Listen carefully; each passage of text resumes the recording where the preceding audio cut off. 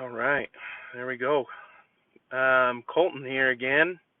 I said at the end of the video yesterday, doesn't got any views yet. I don't know if I'm doing this right, but I said I would update another video, and that's what I'm going to do. Still representing my Minnesota Vikings hoodie. I promise I showered in and changed my clothes, but yeah, snowing here. Snowing. It's cold. It's freaking cold, man. Like, oh, man, it makes a detox much worse when it's freezing outside, that's for sure. So I feel like with these videos, I should probably make more of a kind of a outline of what I want to talk about.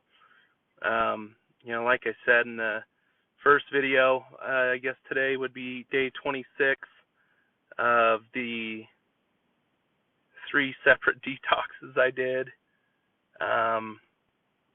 Each of them got easier. So if you're struggling and you're getting ready to detox off the buprenorphine,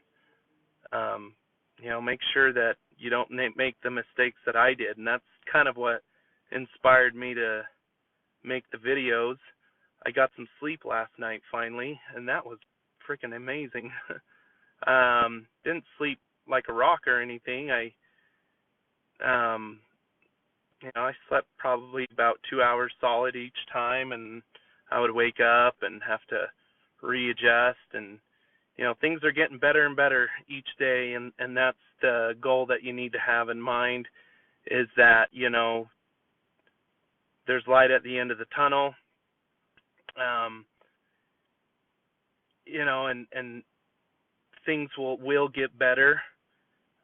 Staying busy is going to be a big thing that I talked a little bit about yesterday, not very much, so let's talk about that real quick.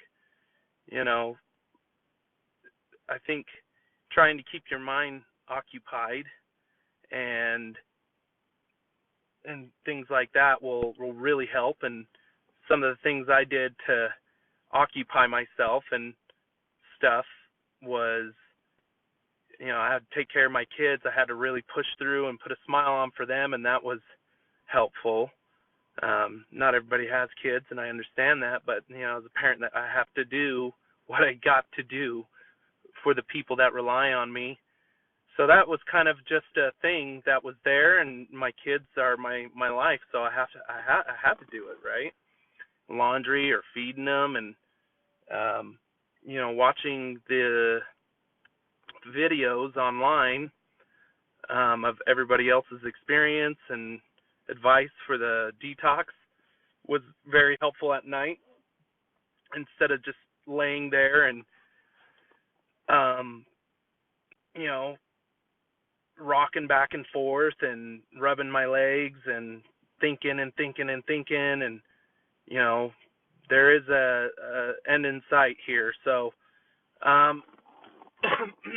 there was one thing yesterday that I forgot to mention. I can't remember. I watched the video, and so there was a big thing online about Imodium.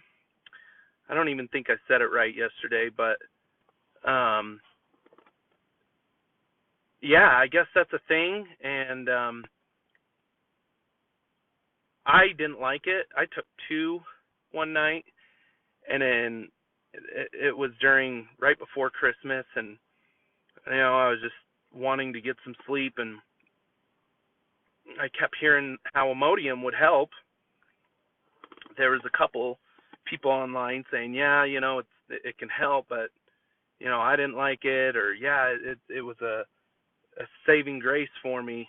When I took it, it helped the restless legs and stuff, but man, it really upset my stomach. So if you do go and grab some Imodium, make sure you read the back of the box and make sure you're not just popping that stuff.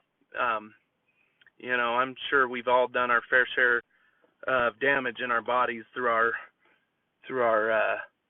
opioid dependence, but it's not something I really continued to strive for because, yeah, I wasn't eating much, and it says to take it on an empty stomach, but it just made me feel like there was like a little burning sensation in my stomach, and yeah, so I didn't keep doing that. It wasn't for me. But it did work, and so you could check that out for yourself. I would suggest looking up other videos or hearing other people's experience, because kind of like I said on the last video, all of our bodies are different. We react to things differently. Not all of us are going to go through the same, experience, and that's why I wanted to share mine. So, yeah, things are getting good.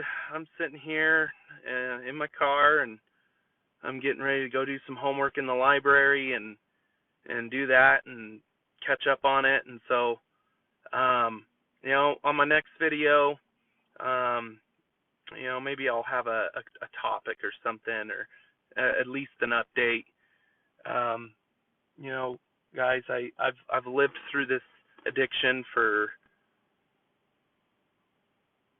13 years, and it's just, and whether I was functioning and life was good and I thought it was good, taking the buprenorphine or the Suboxone, whatever you're taking, it's just not an answer for me, and I made that decision. And I think it's important that we understand what we need in our life, obviously, but I just don't think it's a route that I would take as a lifetime option for me to cover up my addictions. Our minds are so strong, and I've heard people online talking about the power of the mind, and I hate to keep referring back to what I hear, but it's true. Like, our minds are the strongest thing, and that we have. We've just got to go through hell sometimes to regain our sanity and our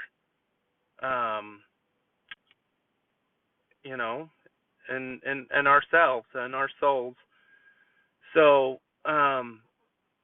anyways, I'm rambling again, 8 minutes in almost. So I'm going to come with maybe a little bit more of a topic or something.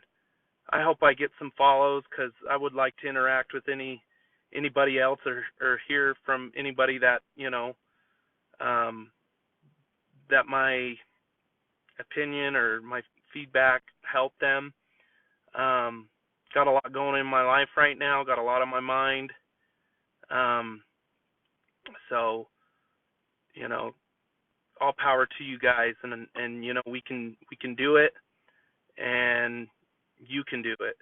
Make it happen, man. Don't lose the goal. I'll talk to you guys later.